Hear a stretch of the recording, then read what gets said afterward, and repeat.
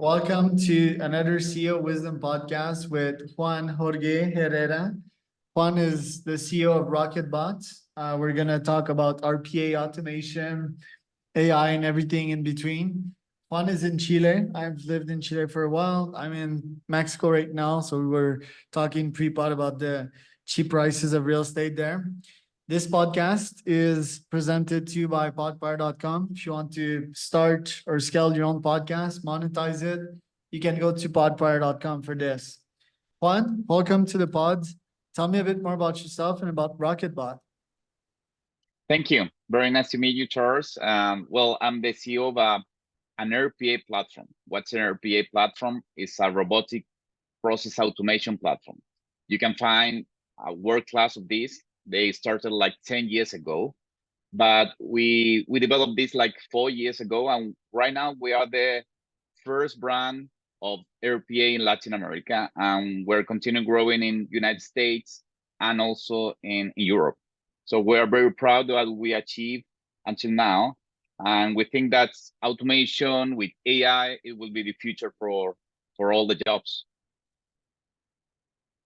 How did you get into this first? Because you had a couple of jobs before that. When did you decide to launch your own company? Well, I've been an entrepreneur like for leaving the university, but in this particular RocketBot, I don't understand the company. The company started 2 founders, but when they received the first venture investment, and they need someone that have the skill like CEO. I used to have another entrepreneurs and some also startups, and I used to open different offices in Latin America and in the region. So I have the skills to do this, and they offer me, okay, can you be the founder with us, and we will give you a good part of the shares? And I say, okay, yes, I that's not the normal way to start a company. In my case, I start later, but we have a very good team with the other founders. So I start like in the 6 or 7 months when the company starts. Interesting. In LATAM, you are, do all of your clients come from LATAM, or do you also have US clients, for example? No, we have clients in United States. Specific, we have verticals. We call verticals because there are some industries that you cannot sell an RPA project.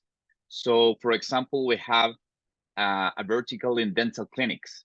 So a partner or reseller, they develop with us a special automation for dental clinics. Right now, we have more than 5,000 dental clinics with automation.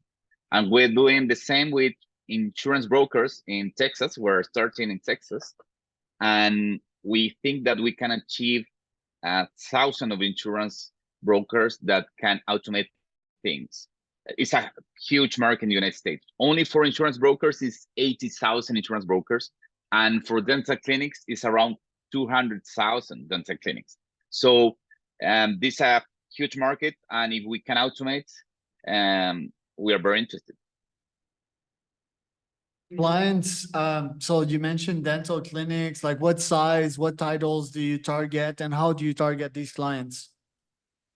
Well, when there are verticals, they can be dental clinics very small, maybe one dentist, or they can be a whole company and they have 1,000 dental clinics. So we have everything.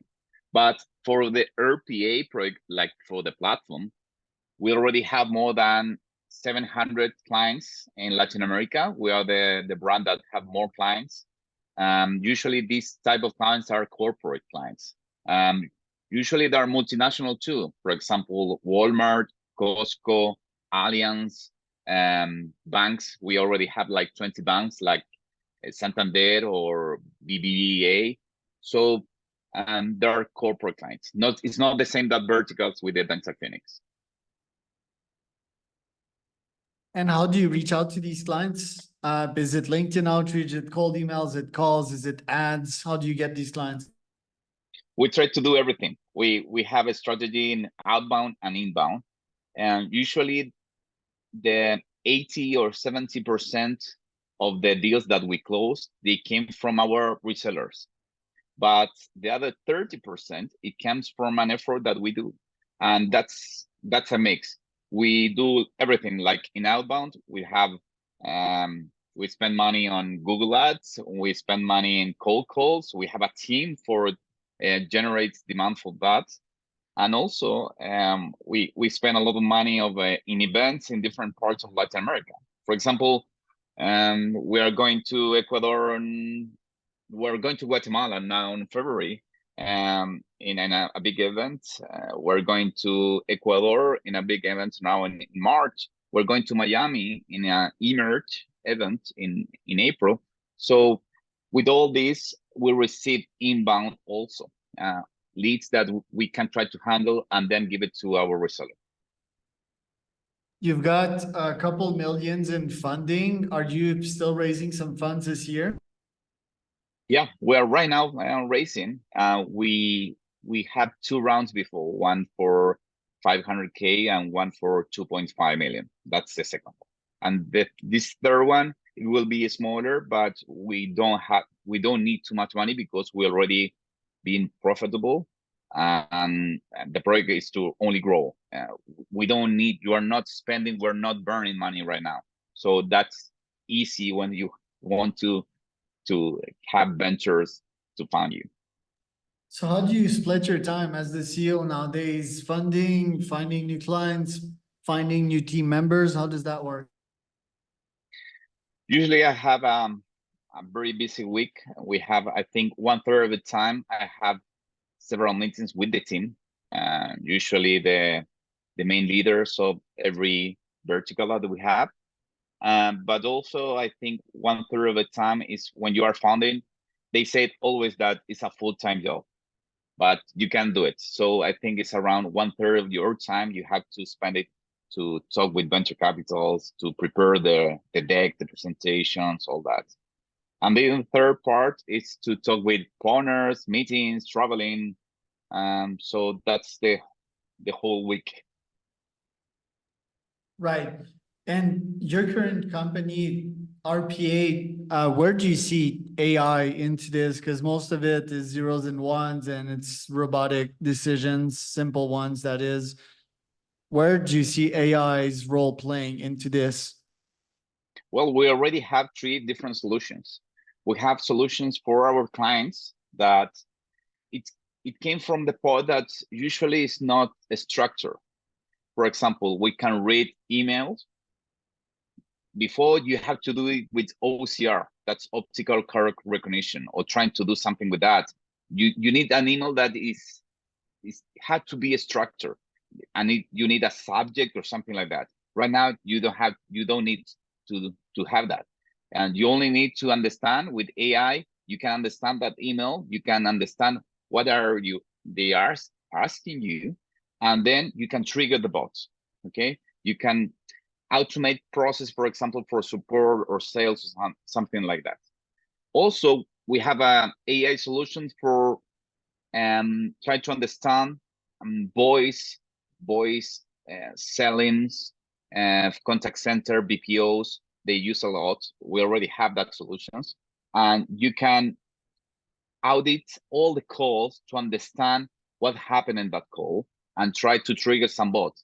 If something is not clear, we can try to anticipate and try to do a different invoice, or trying to alert someone that the cell is not correct, or it's a call of support. We can understand and try to do something easy and faster. Also, you have a lot of works you have the front office and the back office. In the back office, you have a lot of work. So we understand with AI, and then with the bots, we do the work, like with the back office, sending, maybe you have to do the password again, and it's all that process that a bot can do it. You don't need a person for that, okay? And the best thing that we're doing with AI is that we are based on Python, so we are very lucky. Right now, we have a solution that you can make your own bots very easily. doing with AI. So you can write your process, or you can, I know, speech the process, and we can translate this in with Python language, and then transfer to a Rocket bot.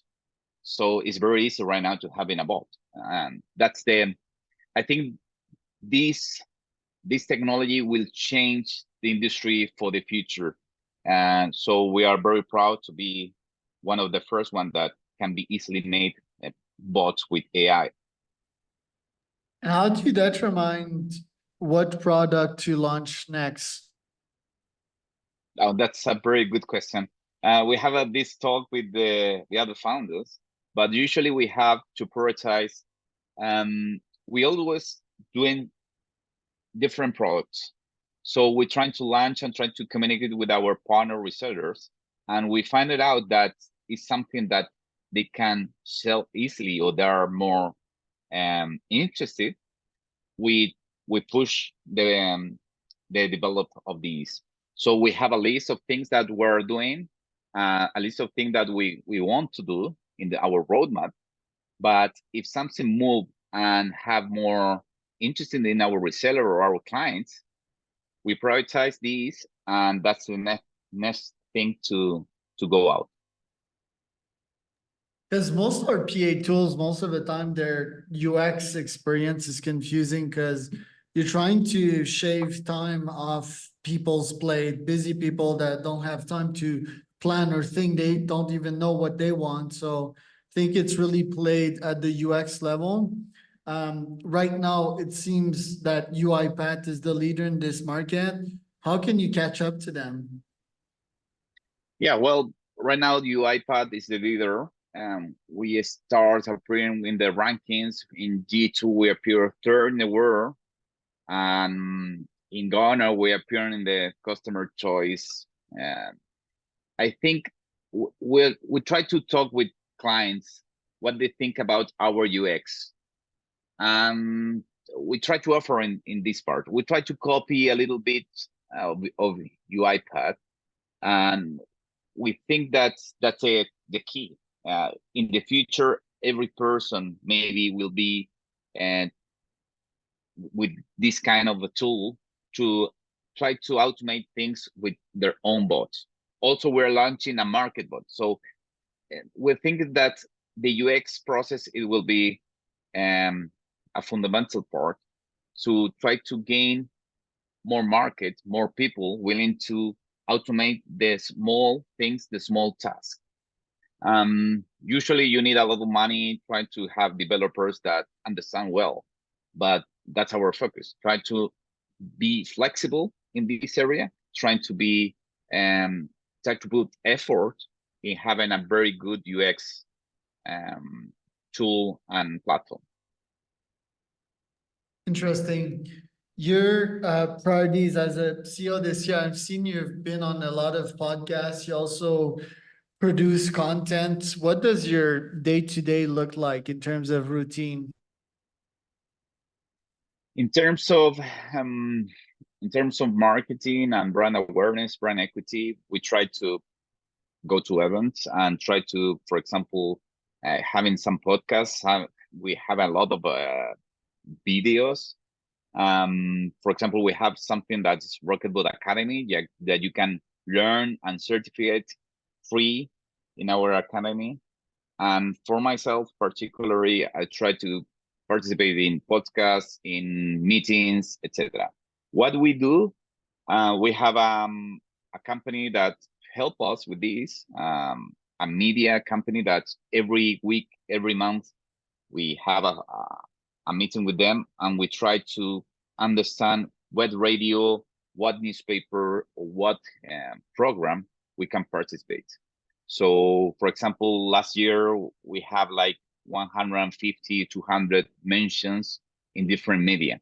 Okay, that's a radio or a TV channel, and we try to push the way that we're a Latin American robotic process automation company, and we're growing in the United States and Spain and Europe, etc. So that's I think the idea, and we haven't we have proved that you can be in the market with this strategy. How's the LATAM ecosystem specifically in Chile? What have you seen happen in the startup ecosystem there? Well, I think the startup ecosystem in Chile is the best one in Latin America. Of course, Brazil is 10 times bigger than us. When you see the numbers, you see a lot of companies of Brazil, you see a lot of companies on Chile, and I think Colombia too. Colombia is the two sides of Chile. But I think the Chile ecosystem is better because we have venture capitals here, a lot of venture capitals, and you have the government.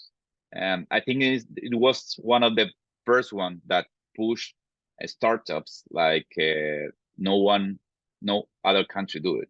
We have a Pro Chile, we have a Startup Chile, and you see a lot of work on that. For example, I have meetings, for example, in Argentina or in Ecuador next month. We have an office that is Pro Chile, and you can call and say, okay, I need that you help me with some meetings with big companies, and they do it for you. For example, in Emerge in Miami, they pay the booth for us. So the other countries have something similar like this. For example, Colombia and Peru, etc. But they copy the first one that I think is one from Chile. And the result of that is that you have, if you compare the numbers of startup that we have in terms of people that we live here, we think that we are number one. Interesting. Well, thank you for the info today, Juan. Where can people find out more about you? Well, we have our webpage is rocketbot.com. Then you can find there the Rocketbot Academy, and if you Google us, we will find different partners or resellers around the world right now.